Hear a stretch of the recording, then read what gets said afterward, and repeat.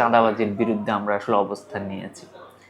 এবং আপনি যদি লক্ষ্য করেন এই চাঁদাবাজির বিরুদ্ধে আমরা যখন অবস্থান নিয়েছি তখন সবাই মিলে একটা জিনিস চেষ্টা করেছে যে এনসিপিকে আসলে কিভাবে এদিকে ডাইভার্ট করা যায় বা এনসিপিকে আসলে এর সাথে কিভাবে কানেক্ট করা যায়।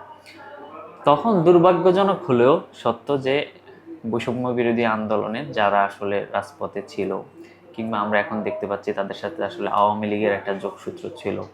এবং মানে আসলে আমরা যেটা বলতে চাই চাঁদাবাজ আসলে চাঁদাবাজি, এবং চাঁদাবাজের বিরুদ্ধে আমরা আসলে সবসময় বিপক্ষে ছিলাম, ভবিষ্যতেও থাকবো। আমাদের আসলে রাজনীতিটা হচ্ছে যে আমরা আসলে একটা সুন্দর সিস্টেমের রাজনীতি করতে চাই, সুন্দর নতুন বন্দোবস্তের রাজনীতিটা করতে চাই যেখানে আসলে চাঁদাবাজির কোনো স্থান হবে না।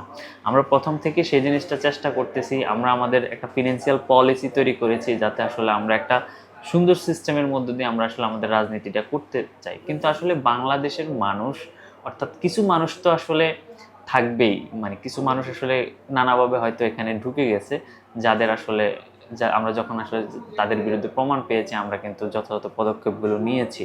এবং আমরা আসলে ভবিষ্যতেও আমাদের যেই নেতাকর্মী এই চাঁদাবাজের সাথে জড়িত হবে আমরা আসলে কাউকে টলারেট করব না, আমরা যথাযথ পদক্ষেপ নিব। দলগতভাবে আমাদের আসলে এটার বিরুদ্ধে খুবই কঠিন অবস্থান, এবং আমরা আসলে আমাদের রাজনীতির একটা গুণগত পরিবর্তন আমরা আনতে চাই বাংলাদেশের রাজনীতি।